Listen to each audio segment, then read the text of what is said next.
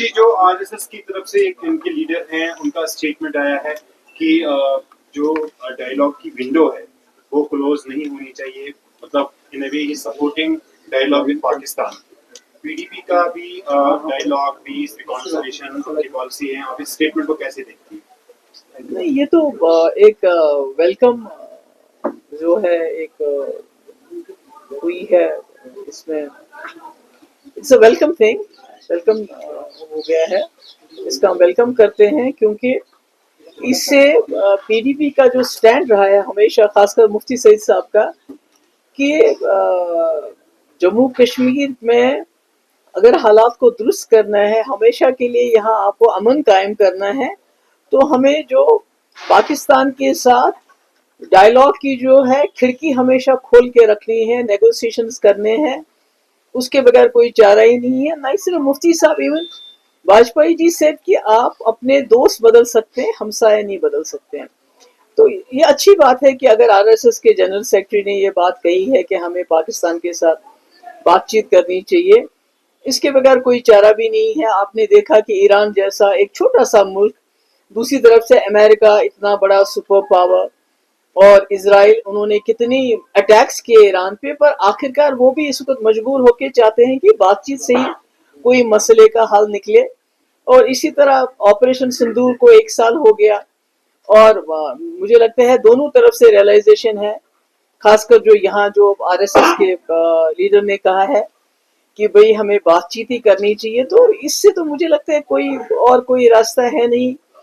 اگر ہم کو مل جل کے رہنا ہے، ترقی کرنی ہے، خاص کر ہمارا ایکسپیرینس رہا ہے واجپئی جی کے ٹائم میں، ڈاکٹر منموہن سنگھ جی کے ٹائم میں، جو بات چیت کا سلسلہ شروع ہوا تھا تو اس کا ایک پازیٹیو امپیکٹ پڑا تھا جموں کشمیر میں. یہاں ملیٹنسی بھی کم ہو گئی تھی، پکڑ دکڑ بھی کم ہو گئی تھی، اٹراسٹیز بھی کم ہو گئی تھی. آج بھی جموں کشمیر میں گٹھن ہے، سرویلنس ہے، ملازموں کو، خاص کر جو کشمیری مسلمان ہیں، ان کو نوکریوں سے برطرف کیا جاتا ہے اینٹی نیشنل کے نام پہ. مکان بلڈوز کیے گئے اینٹی نیشنل کے نام پہ. ہمارے انسٹیٹیوشنز، ابھی سراج العلوم لیٹسٹ مثال ہے، ہمارے اسکولز، ان کو they are being shut down in the name of کہ جی anti national, there is something anti national about it. بہت سی، اور اب تو لیٹسٹ ہے کہ چلیے ڈرگ پیڈلر کو پکڑیے، اس کو اب جیل میں ڈال دیجیے، مگر آپ ان کے گھروں کو بھی آپ اڑا رہے ہیں. تو کہیں نہ کہیں جموں کشمیر میں گٹھن ہے، ایک پکڑ دکڑ کا ماحول بھی ہے. کسی نے کوئی سوشل میڈیا پہ کوئی بات کہہ دی ہے تو اس کے خلاف FIR ہو جاتی ہے یا اس کو تھانے بلایا جاتا ہے. میں سمجھتی ہوں یہ جو ماحول ہے، گٹھن ہے، یہ جو پکڑ دکڑ کا ماحول ہے، یہ جو ہمارے ہزاروں لوگ ملک کے دوسرے جیلوں میں بند ہے، اور اب یہ کہتے ہیں جب سے یہ ڈرگ کے خلاف ایک ابھیان چلا ہے کہ ہمارے جموں کشمیر کے جیل بھر گئے ہیں، اب یہاں جگہ نہیں، اب ان کو باہر لے کے جانا پڑے گا. تو میں سمجھتی ہوں کہ یہ خالی ہر چیز کے لیے پکڑ دکڑ، جیل، سزا، UAPA PSA، اس کے بغیر کچھ رکھا ہی نہیں ہے. تو مجھے امید ہے اگر دونوں ملکوں کے بیچ میں بات چیت ہوتی، جو کہ میں نے سنا ابھی کچھ دن پہلے رپورٹس بھی آئی تھی کہ 2-3 مہینے سے ہمارے جو ریٹائرڈ جنرلز ہیں، ریٹائرڈ ڈپلومیٹس ہیں، اور پاکستان کے جنرل اور ریٹائرڈ ڈپلومیٹس کے بیچ میں ایک بات چیت کا سلسلہ جو ہے دوسرے کنٹریز میں شروع ہو گیا ہے. تو اگر واقعی اس کو عملی جامہ پہنایا جاتا ہے، مجھے لگتا ہے اس کا جموں کشمیر کے ماحول پہ بھی ایک پازیٹیو اثر ہوگا. اور یہاں یہ جو پکڑ دکڑ، یہ جو شک ہے، اینٹی نیشنل کے نام پہ لوگوں کو تنگ کیا جاتا ہے، مشکل میں ڈالا جاتا ہے، مجھے لگتا ہے کہیں نہ کہیں اس میں بھی لوگوں کو ایک ریلیف مل سکتا ہے. دیکھیے، PDP کی سرکار 2 بار رہی، دونوں بار الائنس میں تھی. ہمارے پاس کبھی اتنی میجورٹی نہیں تھی کہ اگر ہم چاہتے بھی تو اس کو بین کر سکتے. آج نیشنل کانفرنس کے پاس 50 MLA ہے تقریباً.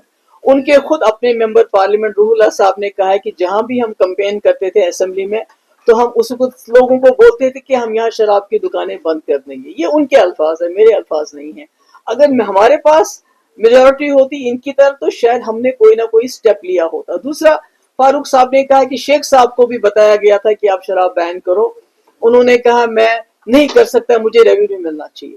میں فاروق صاحب سے یہ پوچھنا چاہتی ہوں بڑے باعزت طریقے سے، ہمارا سب سے بڑا ریونیو کا جو سورس ہو سکتا تھا وہ ہمارے پاور پروجیکٹ، اس سے بڑا سورس تو کوئی نہیں ہے جو ہمارے پانی سے پاور پروجیکٹ بنتے ہیں.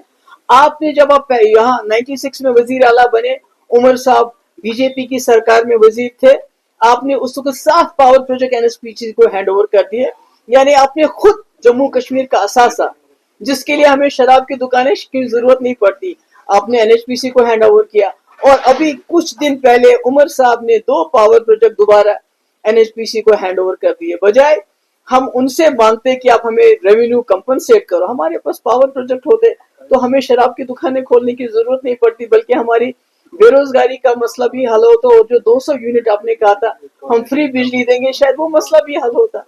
तो अगर इसमें हम पड़े रहेंगे उसने क्या किया, इसने क्या किया, सिर्फ मेरा ये है कि अगर हमारे पास मेजॉरिटी होती तो हम वो बहुत कुछ करते जिसपे आप यू टर्न ले रहे हैं।